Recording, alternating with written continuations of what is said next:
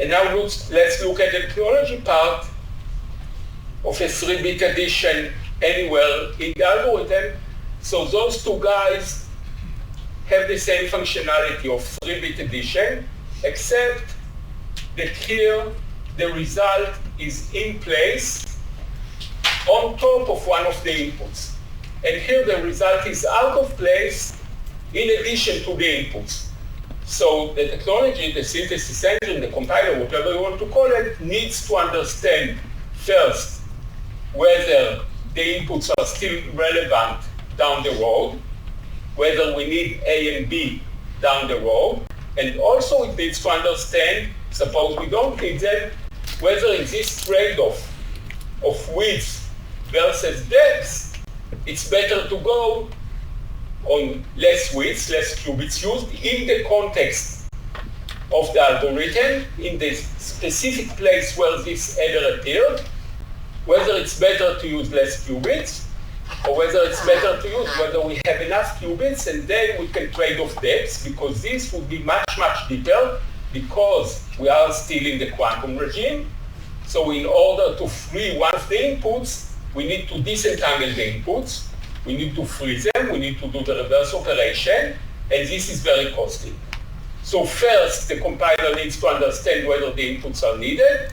Second, it needs to understand whether now better to use more qubits even if the inputs are not needed, or whether we are starting on qubits and it's better to pay the cost of more CNOT gates for uncomputation.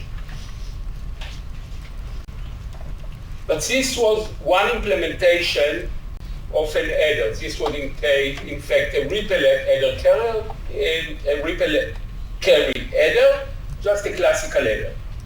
But the same adder, we can also implement it in Fourier space. Then we get a much shorter circuit with other trade-offs. So we see 4 implementations for the same adder.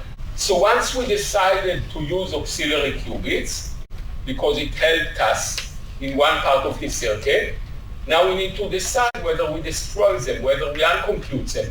If we uncompute, we have more qubits at our disposal down the road for the algorithm.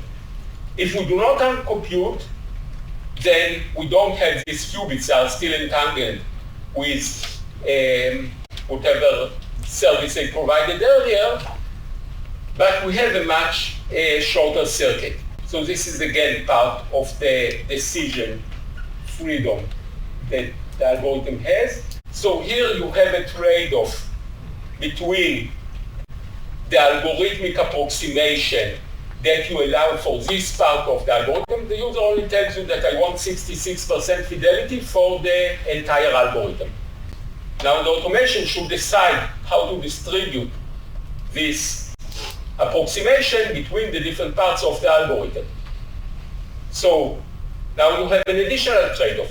For this particular part, whether to make it very exact algorithmically, but then the hardware noise might kill it, or whether anyway the hardware noise is too large, so why invest so much in making the result algorithmically accurate?